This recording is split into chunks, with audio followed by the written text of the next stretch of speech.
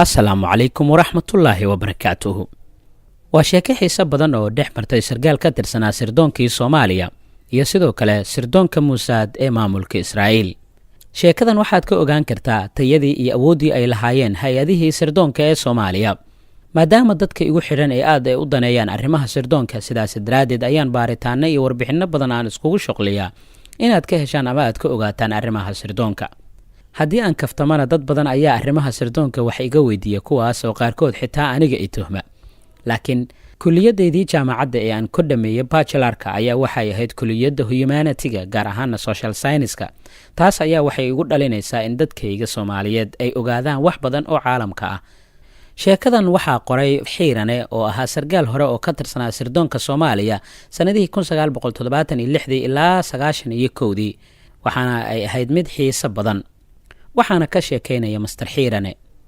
hay-adda USAID ee dalka Maraykanka oo sanadkii 1976 lacag dhan $29 milyan oo dollar ku bixisay mashruuc waraabineed oo loo sameynayay dalka Itoobiya, iyadoo arrintaasi looga gol lahaa in lagu curyaamiyo laguna oomiyo Soomaalida beeraleyda ah.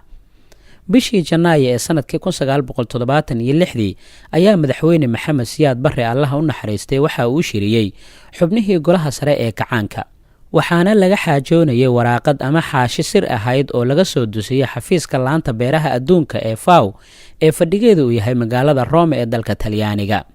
warqadda waxa ay sheegtay in dowladda Maraykanka ay doonayso inay biyaha ay ka jirto beeraleyda Soomaaliyeed ee ka cabab webiga Shabeelle, iyada oo la adeegsanayo mashruuc waraabineed oo loo sameynayo dalka Itoobiya.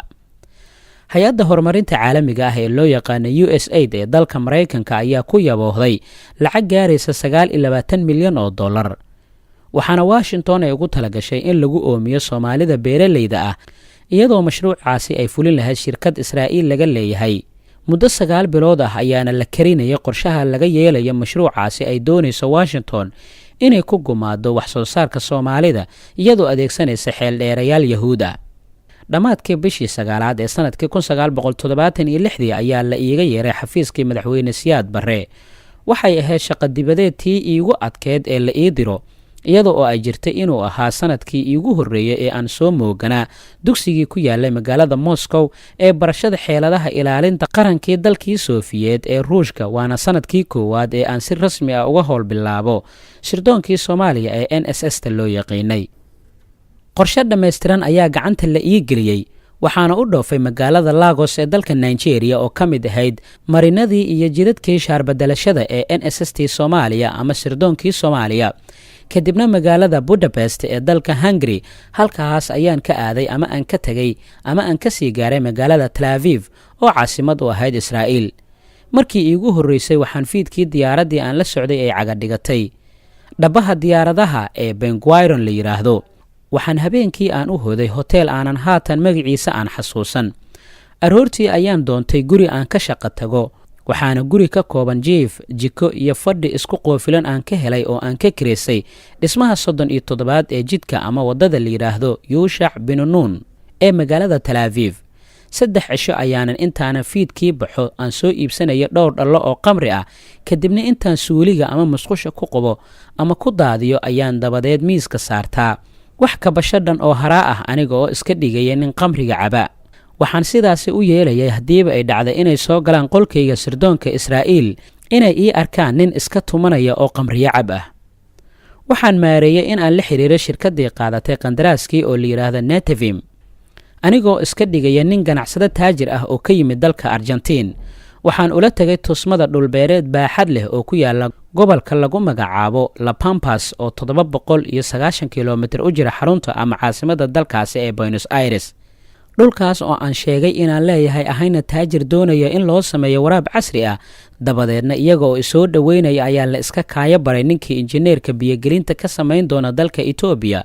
waxaana maalin walba aan telefoonka aan kula xiriiraa sargaal ka tirsanaa sirdoonka Soomaaliya ee NSS-ta oo taliska sare ee sirdoonka Soomaaliyeed u fariisanaya magaalada San Luis oo aanan ka fogeyn beerteeda gobolka ay ku taalla ee Argentiin.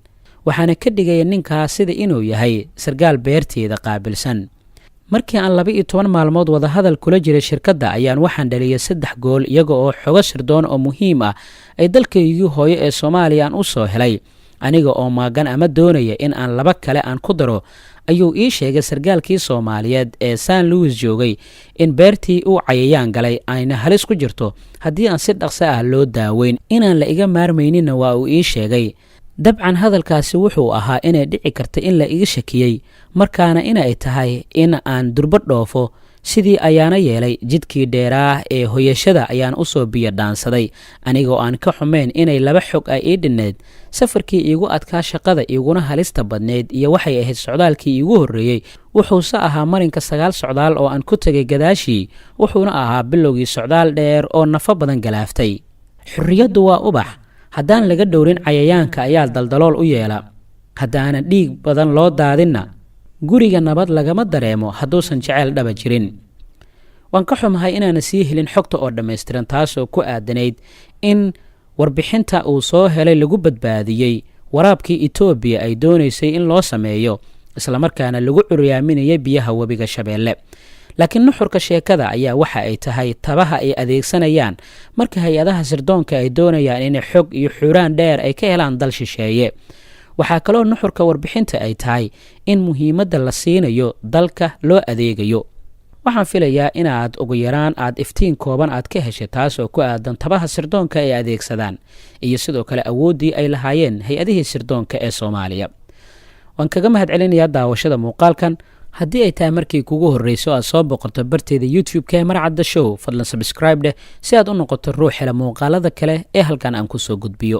waxaan inta badan aan kaga hadlaa muuqaalada xigmadaha arrimaha sirdoonka caafimaadka qoyska iyo sheekooyinka taxanaha ah ee la xiriira arrimaha caafimaadka iyo sirdoonkaba. intaan muuqaalka xiga ku kulmi doonno waxaan kaaga tegayaa sidaa iyo nabadgelyo. wassalaamu calaykum waraxmatullaahi wabarakaatuh.